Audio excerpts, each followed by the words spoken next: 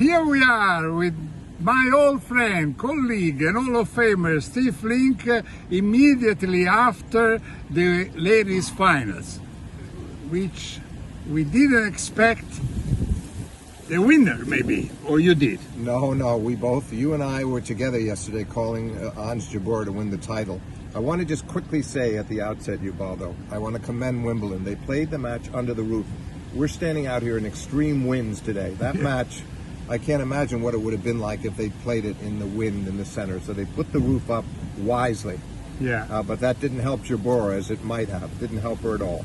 No, didn't help Jabeur, who was up 4-2 in the first set and 3-1 in the second.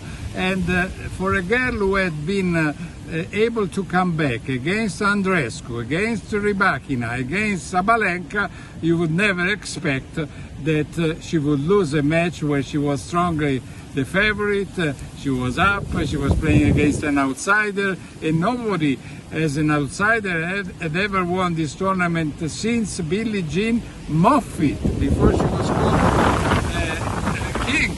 And now the wind is blowing. No, it's shocking. I mean, not only 4-2, but then won only 2 points the rest of the set. 16 out of 18 points, and the set was over.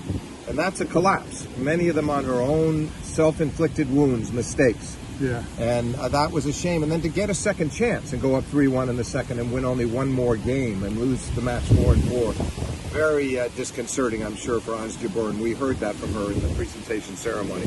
Said it was obviously the most heartbreaking loss of her career. Devastating. Yeah, devastating, because it was not only her who was losing, it was losing also Tunisia, it was losing the African continent, it was losing probably many women who were hoping on their win also for in terms of emancipation. Can Ubaldo, I say that? Yes, you can. But Ubaldo, I don't like to agree with you that often, but I will agree with every word you just said, because you put this in a larger cultural sense, context. You put it into context very well, and that's probably what was bothering Jabeur more than anything else, is she thought she let all of these people down that had so much hope and belief in her. Yeah. It wasn't that she was, it was them, it wasn't her. And so I think she was really distraught about that. Yeah, she, it's the third final that she loses more or less in a row. I mean, another Wimbledon, then the US Open.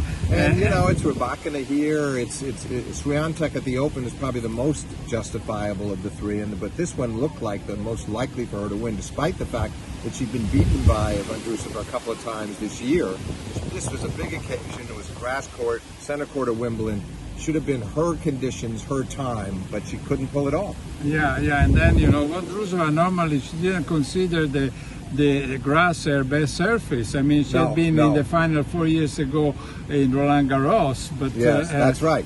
Lost to Ash Barty. Anyway, but quickly, just give her we must give her credit. She does have nice variety in her game, Vondrousova, Ubaldo. That slice backhand, she can step up the pace off her forehand. She's got a nice lefty serve, a little bit tricky. So she's not the easiest player to beat. But when you create the chances that Jabeur did in both sets and don't exploit them, that makes the loss harder to take. Yes, in Vondrousova box, I saw young Kodesh very excited. Also, Elena Sukova, who is the daughter of Vera Sukova, won Wimbledon back in the late 50s. And and then, of course, the Czech tennis had unbelievable stories here. Martina Navratilova winning 9 times, then Petra Kvitova winning twice.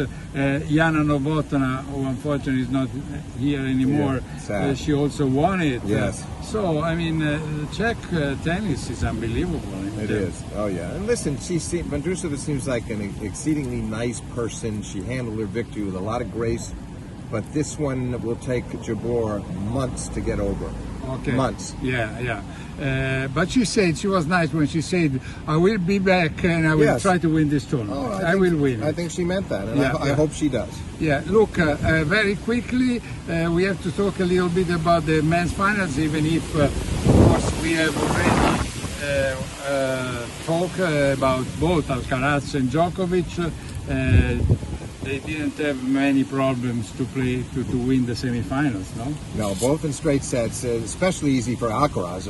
3-3 and 3 over Medvedev, and it wasn't even that close. Yeah. Djokovic had to work harder to win his sets, but he was terrific at sort of protecting his serve. He didn't lose his serve in the match, and then he pulled the tiebreak out at the end. So looking forward to that confrontation. And who is the favorite? Because I just spoke with Albert Costa, who told me, he thinks that Djokovic is the favorite, but that Alcaraz can win it if he will serve well and if he will be able to play a lot on the Djokovic's forehand. He says if he will be able to play forehand against forehand, he has a chance. Well, I think that's interesting because I think the other side, the other camp, is going to believe the same thing. In Paris, Djokovic went after Alcaraz's forehand to forehand. He was better in Paris in those first two sets. So we'll see how it plays out. Okay, favorite for me, Djokovic. For you? Djokovic. Bye-bye. We probably are wrong both.